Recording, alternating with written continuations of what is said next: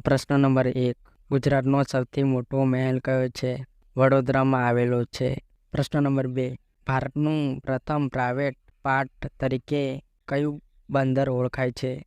પીપાવ. પ્રશ્ન નંબર 3. ગુજરાત રાજ્યની પ્રથમ બહુહેતુક યોજના કઈ છે? ઉકાઈ યોજના.